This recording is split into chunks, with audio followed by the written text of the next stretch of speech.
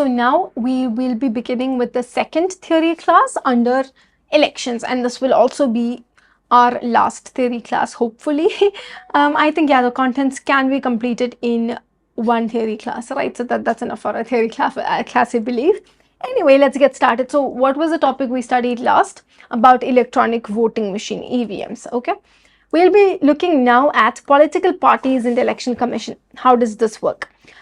We look at 5 points. Party registration. Political parties need to be registered with the election commission to contest elections. Okay, this is something that we had discussed initially, right? So it's important that if political parties, they cannot just decide to contest 2 days before and just do that. No, they need to be registered with the election commission. The commission verifies their eligibility and adherence to necessary criteria. Right, so there will be some necessary criteria there is things like that is verified by the commission. Symbol allotment. The election commission allots symbols to political parties for contesting elections. Symbols play a significant role in helping voters identify and differentiate parties and candidates on the ballot paper. So symbols, it said, right, there is this, we have this part of our brain which for some people is more significant. Visuals appeal more to them. So for some people, you would have noticed, like, some people find it much easier to study when they have figures or visuals, right? So for them, instead of just reading text, what is easier is to imagine, is to visualize it in the form of something. That's what helps for some people, right? So when you have symbols, generally it makes it easier for the common man to sort of associate that with the party name, right? So do you know what are the symbols of, say, the Indian National Congress? It's basically that of a hand, right? Something like this. I'm very bad at drawing, but yeah, something not like this at all, but yeah, basically what I mean is that it is the figure of a hand. And for BJP, what is it? It's like a lotus, right? So something like this. This looks like fire. No, this, I do not understand how this is a lotus, but yeah, something like this.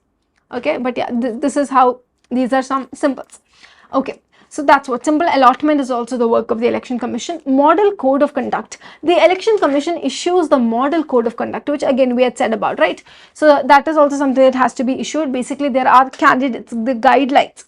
Now, these guidelines are to ensure fair play, ethical conduct, and prevent misuse of power.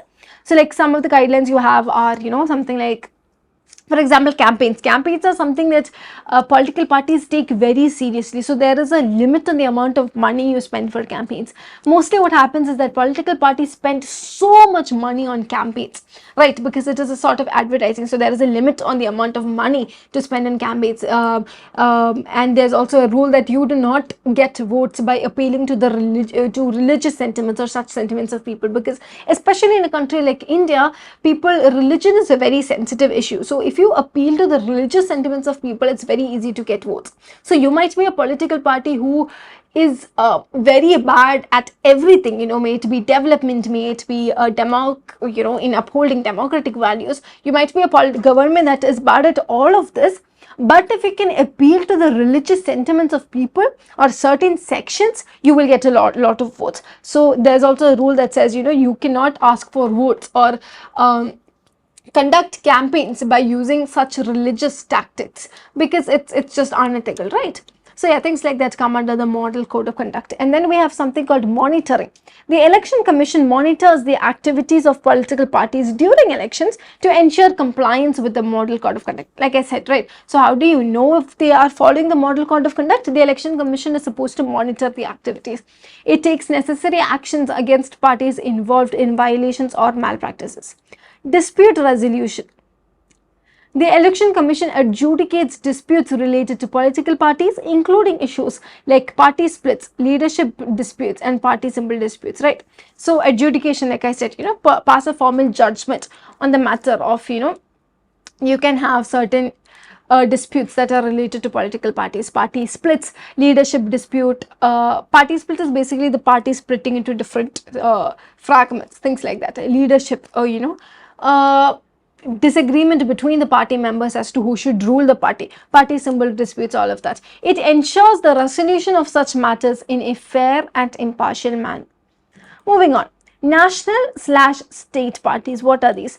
National parties. Political parties that are recognized as national parties by the Election Commission are those that meet certain criteria based on their performance in national and state level elections. So how are you recognized as a national party? If you meet certain criteria.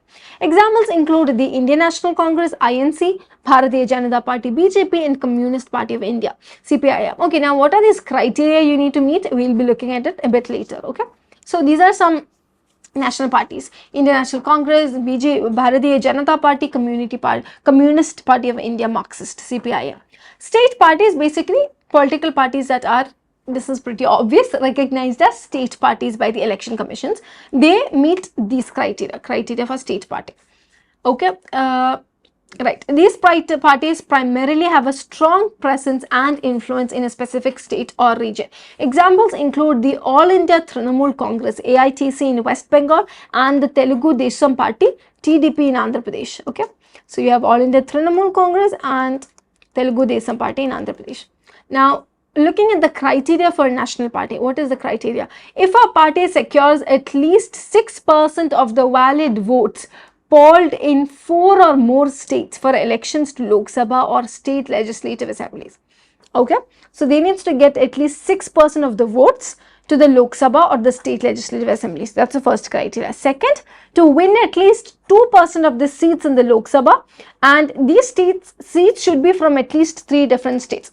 So you can win seats from the same state. How? Because a state can have multiple constituencies, right? So a seat is basically what you get when you're selected from that constituency. So it's important that your seats are from at least 3 different states. If the party is recognized as a state party in 4 or more states, so in order to be a national party, one of the criteria is that you are recognized as a state party in 4 or more states. So it's not that easy to be identified as a national party. You get that? Now, moving on to the criteria for state party. A party securing 6% of the valid votes polled in election to the legislative assembly, and if it wins at least 2 seats in it. Okay, the party should secure 6% of the votes and win at least 2 seats in it, and also win 3% seats in the legislative assembly. The party should also win 3% of the seats in the legislative assembly. Win at least 1 seat for every 25 Lok Sabha seats allocated to that state or similar proportion. Okay, so the party should also win at least 1 seat for every 25 Lok Sabha seats that are allocated. Okay, so basically if there are the fraction in terms of mathematics, it's 1 by 25. For every 25 seats, the party should win at least 1 seat. Secure 6% of the valid vote share for Lok Sabha elections from such state. Okay, and then 6% of the valid votes. So there are a couple of criteria that needs to be passed to become a national party and also to become a state party. These are some certain criteria that we need to look at that needs to be passed by the parties. Okay, so you see that these are the criteria. Moving on. Delimitation Commission. Now, this is something that we've seen many times, and each time I told you, okay, we will be learning this, and now we are finally learning this. What is the Delimitation Commission? Basically, like I said, we had a brief introduction, right? A body that is responsible for the demarcation of boundaries of constituencies for elections, right? So they basically make boundaries of the constituencies for the elections. That is the Delimitation Commission. It is constituted by the President of India. Under Article 82 of the Constitution, the Parliament by law enacts a delimitation constitution after every census. This is under Article 82. Basically, census, what do we mean by census? Basically, a survey that is conducted, right? So after each census, the a delimitation act is enacted. Basically, you sort of see, okay, are there any constituencies, any more constituencies you need to add, or some constituencies that you need to merge with other constituencies, things of that sort. The Delimitation Commission Act, when was this enacted? 1952. 1952. I'll ask you another question. When was the Election Commission set up? We learned the date in our first theory class in the very first theory class under elections on the very first page. When was the Election Commission set up? I'll give you some time.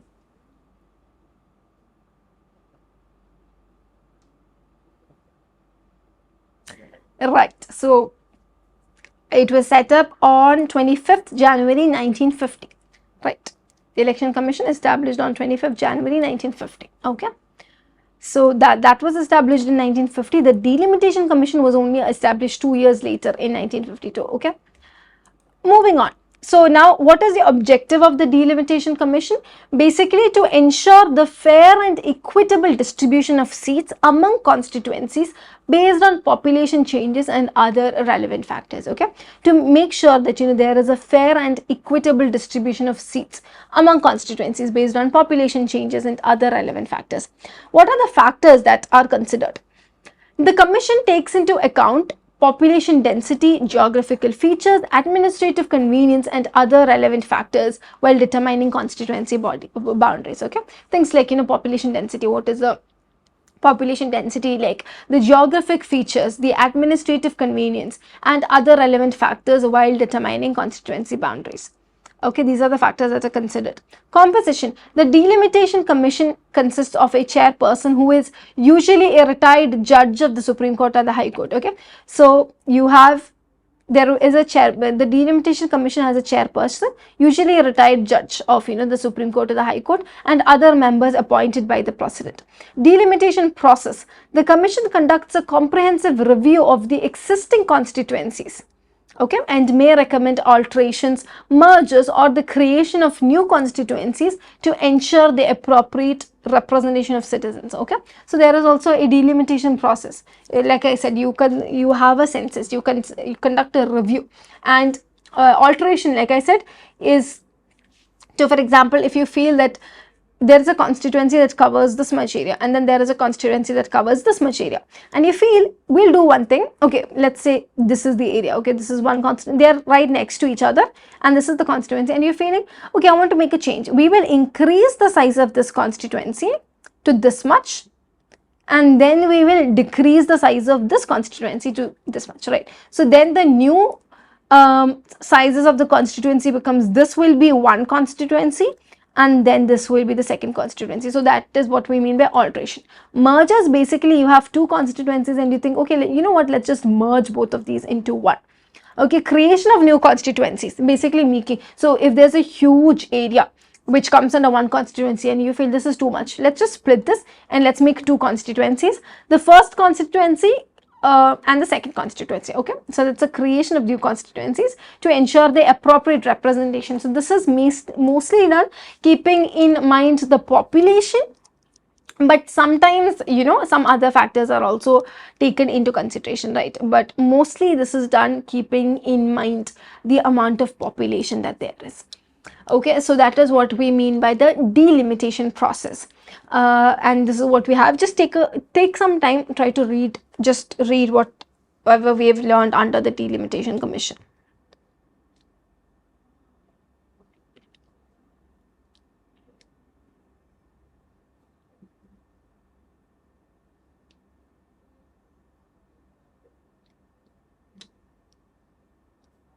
Right, moving on. Qualification of voters. Now, how do you how are voters, how do they get qualified to vote, right? What are the things that you look at? So the first thing is age requirement. In India, citizens who are 18 years of age or older are eligible to vote in elections. Okay, 18 years of age is when you get the qualification. The minimum voting age was reduced from 21 to 18 years with the 61st amendment to the Constitution. Okay, you had the minimum voting age reduced from 21 to 18. This was done under the 61st amendment to the Constitution in 1988. Okay, this was done in 1988. Citizenship. Only Indian citizens are entitled to vote in elections subject to the provisions of the law. Okay, when you come to citizenship, only Indian citizens are entitled to vote, and they are subject to the provisions of the law. Okay, before that, moving on to age, coming back to age requirement, the voting age being reduced from 21 to 18 years under the 61st amendment to the Constitution. Are you in support of it, or do you think we should have kept it as 21 years? Just try to think of it. Try to think of, why was this amendment brought? Whether this should have been brought or not. Okay. Now, registration. Eligible citizens must enroll themselves as voters by registering their names in the electoral rolls of their respective constituencies. The Election Commission oversees the registration process, right? So the work, I mean, if you want to register yourself, you need to do the work on your own. I mean, you will not have election commissioners coming to your house asking, oh, are you 18? Are you 18? No, you'll have to get it done on your own. Electoral Photo Identity Card, EPIC. Electoral Photo Identity Card. Upon registration, voters are issued an electoral photo identity card as proof of their eligibility to vote. You'll have a card, like a driving license or an Aadhaar card. You will have a, electoral photo identity card also. The EPIC serves as a valid identification document at the polling station, right? So it is a valid identification document. And this is a picture. So do you know what this represents? Why this woman has a line on on her hand? Do you have any idea? So basically, once you vote, it's the process that happens on your left hand. A line is drawn on the sorry, what's this finger called? Pointer finger of your left hand by a thick marker. That marker does not fade very easily, so it takes some days for the marker to fade. So it's drawn so that you don't come for voting again. It's just to ensure that the same person does not go for voting again, right? So it's just, so this is proof. So if you have that line, it's proof that you have voted. So when we used to have elections in schools. Do you have elections in your schools? So when we used to have elections in schools, and we had the same process. So teachers would draw this with a marker, and I would feel so proud. I mean, this was when I was very young, so I was not qualified to vote yet. So it would make me so proud. Yeah, I voted. I feel like, I've done something similar to the actual voting, things like that. Anyway, moving on. None of the above vote, nota. And this is something important. No, I would say more interesting than important actually. None of the above vote option was introduced by the Election Commission of India to provide voters with the choice of expressing their dissatisfaction with the available candidates in an election. So what happens sometimes is that you have candidates, you may have only like a couple of candidates, and you feel like none of these are good. Who do I vote for? I don't want to vote for anybody. Whoever comes, I don't think they'll be a good ruler. In that case, you have a nota option on ballot. In the voting machine or private option, in the voting machine or ballot paper, you have nota as an option alongside the names of the candidates. Voters can choose nota if they do not want to vote for any of the candidates. So if you feel that, oh, none of these candidates are good enough, I don't want to choose any of them, you can choose nota. Symbol, it's represented, there is a specific symbol on the EVM and ballot paper to maintain its distinct identity. I mean, it's because some people might not know, some people might think, oh, it's some other party, and end up voting for it. It's important that that doesn't happen. Significance. Nota allows voters to exercise their right to register their disapproval when they find none of the candidates suitable for their vote. Okay. There's a possibility of this also, right? So nota allows voters to exercise their right to register. It is a right. However, the problem with this, so right, you have there is a way of doing this, but the candidate receiving the highest number of valid votes excluding nota is still declared the winner. So the one declared the winner is still the candidate receiving the highest number of valid votes. Okay, so this is what we have under significance. Moving on. Prohibition of campaign during the last 48 hours. Section 126 of the Representation of the People Act 1951 prohibits electioneering activities by way of public meetings, public performance, processions, advertisements through cinematography, television or similar apparatus during the period of 48 hours before the time fixed for conclusion of poll. Okay, so this prohibits electioneering activities. Basically, it could be campaigns. The photo that we show is an example of an election campaign. So it could be campaign, public meeting, public performance, procession, advertisement, through cinematography, television or whatever. It is prohibited for a period of 48 hours before the time fixed for the conclusion of the poll. So when the poll would end that day, 48 hours, how many days is 48 hours? 2 days, right?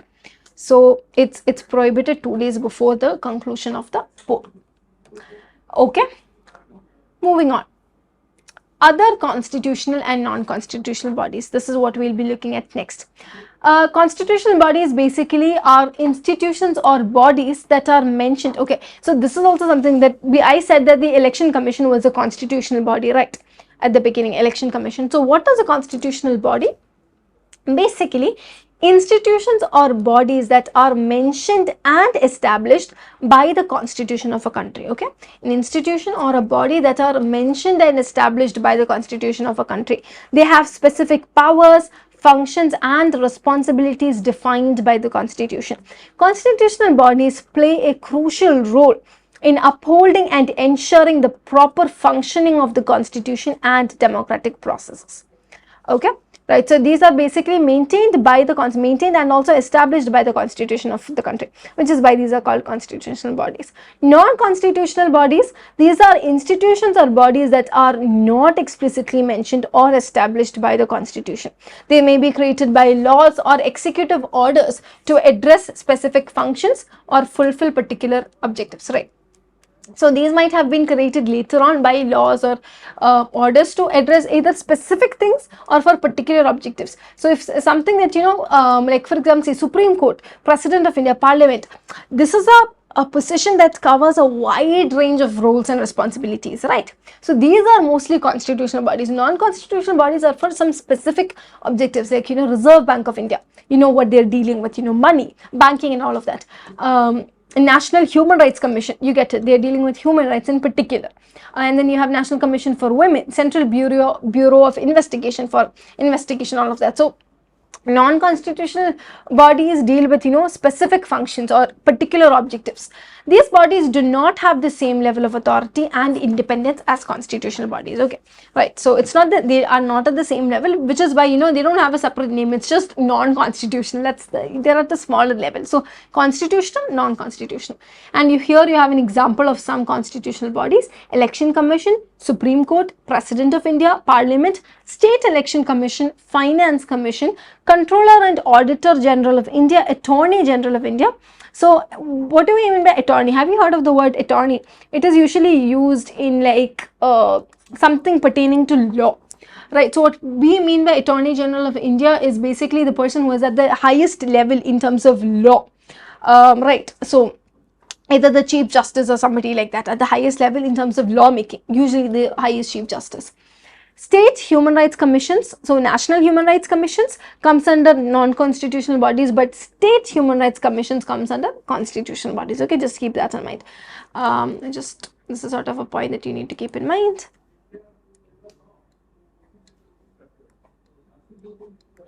And then you have National Commission for Scheduled Castes. And then, right. So now constitutional bodies: Reserve Bank of India, National Planning Commission, National Human Rights Commission, CBI, Central Bureau of Investigation, Central Vigilance Commission, National Commission for Women, Central Information Commission, National Disaster Management Authority, Niti Aayog, Central Board of Secondary Education. These are some non-constitutional bodies. So we've covered that. With that, we are done. Yes, we were able to get it done with one theory class. So we just took 2 theory class and we are done with our chapter elections. Okay, and right. So now all we need to do is a couple of example questions and we'll be fully done with this chapter, and obviously an assignment also. We will just have a quick recap through all that we studied in this chapter. We began with the Election Commission, powers and functions. Election commissioner, we looked at certain election commissioners, all the election commissioners we have had up until now. Functions of the election commission: electronic voting machine, political parties in election commission, national or state parties, what is the criteria, things like that, delimitation commission, qualification of voters, none of the above vote, nota, prohibition on campaign during the last 48 hours, other constitutional and non-constitutional bodies. And with this, we are done with the chapter elections. It was a chapter that I don't really know why, but I was excited to teach this chapter. A chapter that I was, excited to begin with. So yeah, we're done with the chapter. It makes me a bit sad because I wanted to teach this chapter and now we're done with it. But yeah, I hope you had a good time studying this. Like I said at the beginning, basically, it might seem like there is a lot of content, and there is, but there's not a lot of theory from an objective point of view, right? So you can just read through, you'll see that there are things that can be asked from an objective point of view or less. So there's not too much of theory, but always, And do not confine yourself to what you have in the syllabus. Do not confine yourself to a couple of books. Read, keep on reading, read about things. Whatever, take, once you learn, like, election commission, functions of election commission, electronic voting machine. Once you're done learning about, like about 3 topics, choose one topic and then read more about on that topic. You have internet. Internet is a free resource that's available. I mean, not exactly free, but it's a very cheap resource. So try reading about things. It will be very useful. And yeah, that's it. So we're done with our chapter, elections.